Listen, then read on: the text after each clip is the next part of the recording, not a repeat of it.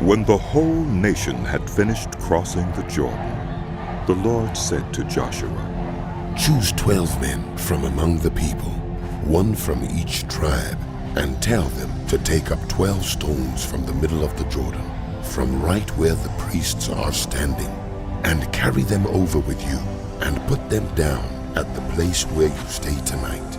So Joshua called together the 12 men he had appointed from the Israelites, one from each tribe, and said to them, "Go over before the ark of the Lord your God into the middle of the Jordan. Each of you is to take up a stone on his shoulder, according to the number of the tribes of the Israelites, to serve as a sign among you. In the future, when your children ask you, 'What do these stones mean?' tell them that the flow of the Jordan was cut off before the ark of the covenant of the Lord.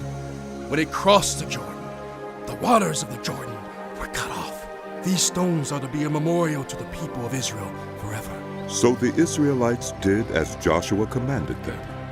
They took 12 stones from the middle of the Jordan, according to the number of the tribes of the Israelites, as the Lord had told Joshua, and they carried them over with them to their camp, where they put them down. Joshua set up the 12 stones that had been in the middle of the Jordan at the spot where the priests who carried the Ark of the Covenant had stood, and they are there to this day. Now the priests who carried the ark remained standing in the middle of the Jordan until everything the Lord had commanded Joshua was done by the people, just as Moses had directed Joshua. The people hurried over, and as soon as all of them had crossed, the ark of the Lord and the priests came to the other side while the people watched. The men of Reuben, Gad, and the half-tribe of Manasseh crossed over, ready for battle in front of the Israelites, as Moses had directed them. About 40,000 armed for battle crossed over before the Lord to the plains of Jericho for war. That day the Lord exalted Joshua in the sight of all Israel, and they stood in awe of him all the days of his life, just as they had stood in awe of Moses.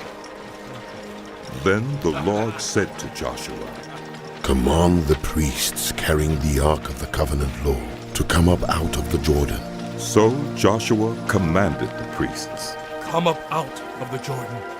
And the priests came up out of the river, carrying the Ark of the Covenant of the Lord. No sooner had they set their feet on the dry ground than the waters of the Jordan returned to their place and ran at flood stage as before. On the 10th day of the first month, the people went up from the Jordan and camped at Gilgal on the eastern border of Jericho. And Joshua set up at Gilgal the 12 stones they had taken out of the Jordan. He said to the Israelites, "In the future, when your descendants ask their parents, 'What do these stones mean?' tell them, 'Israel crossed the Jordan on dry ground, for the Lord your God dried up the Jordan before you until you had crossed over.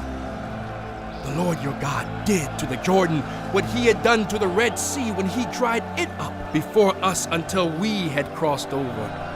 He did this so that all the peoples of the earth might know that the hand of the Lord is powerful, and so that you might always fear the Lord your God.